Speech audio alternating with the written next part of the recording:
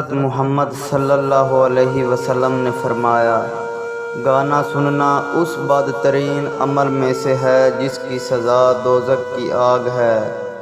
امام علی علیہ السلام نے فرمایا، گانا سننے سے مرد کی غیرت ختم ہو جاتی ہے اور عورت میں بے حیائی پیدا ہو جاتی ہے۔ امام حسن مجتبیٰ علیہ السلام نے فرمایا، دنیا میں گانا سننے والوں کی شفاعت میرے نانا محمد مصطفیٰ نہیں کریں گے۔ امام حسین علیہ السلام نے فرمایا، جو گانا سنتا ہے وہ میرے قتل میں شامل ہے۔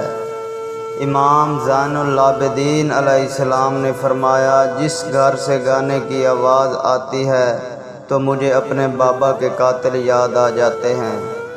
امام محمد باقر علیہ السلام نے فرمایا، گانا زنا کی سیڑھی ہے۔ امام جعفر صادق علیہ السلام نے فرمایا، جس گھر میں گانے بجائے جاتے ہیں وہ گھر اللہ کی رحمت سے محروم ہو جاتا ہے۔ امام موسیٰ کاظم علیہ السلام نے فرمایا، مجھے زندان میں سب سے زیادہ تکلیف ساتھ والے گھر سے آنے والی گانے کی آوازوں سے ہوئی۔ امام علی رضا علیہ السلام نے فرمایا، گانا سننے والا مومن کہلانے کا حق نہیں رکھتا۔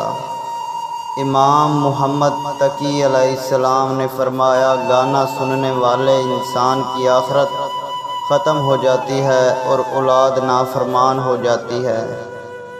امام علی نقی علیہ السلام نے فرمایا، جس دل میں اہل بیت علیہ السلام کی محبت ہو وہ کبھی گانا نہیں سنتا۔